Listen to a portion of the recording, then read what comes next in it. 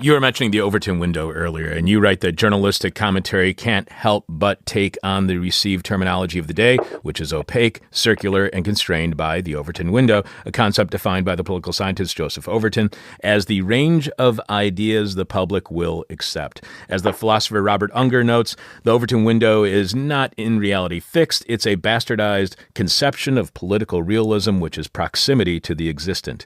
The word Brexit is an example of this, a word that gains currency, validation, and meaning it doesn't deserve through frequent political and journalistic usage. Deploying the accepted terminology defines you as part of the conversation, but the conversation is not connected to any theoretical or historically contextualized understanding of what is going on. So how much do we legitimize things like Brexit, or even here in the U.S., the alt-right, simply by using the term? How much do the words we use constrain our political imagination, leading to an opposition to politics of all kinds? Yeah, and I think this absolutely gets to the heart of the problem. Things like meme culture, which is, sharing these memes online, often kind of humorous references to what's going on.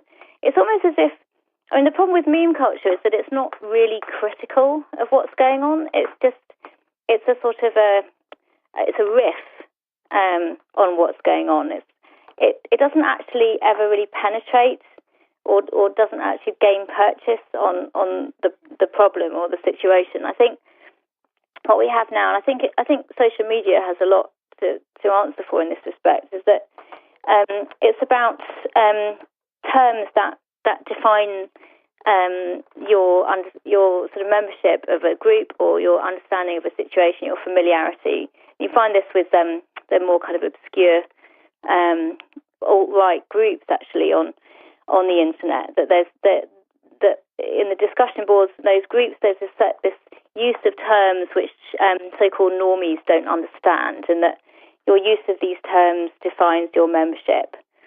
And I think that, again, it creates echo chambers of conversations which other people can't participate in terms of a democratic conversation.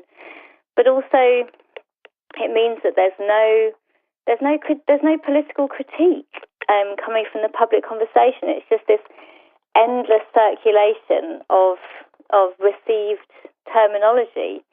So, in Brexit, as an example of this, it's so ironic, at a time when we need more than ever before to be talking about the gap, the wealth gap between the 1% and the 99%. We find ourselves talking about absolutely technocratic, topics like what we're going to do about the regulation of fishing, or customs rules, and so and it's so ironic because actually the entire populist uprising was, in a sense, a reaction against technocratic politics. It was a reaction against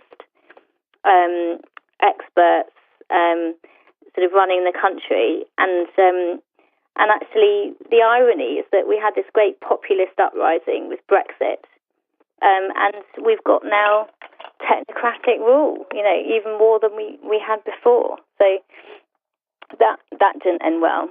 I think Brexit's a very interesting example because I think Brexit, for me, really exemplifies anti-politics. The Brexiteers, they weren't really against the EU, the European Union.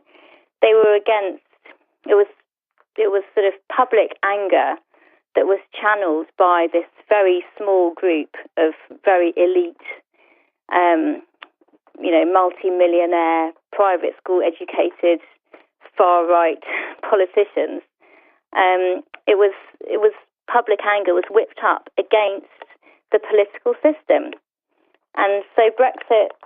The reason why, and there's clear parallels with the election of Trump in the US, that it's taking public anger which should be directed against the super rich, against economic injustice, and directed it against politicians. And we get rid of politicians and we end up with despotism.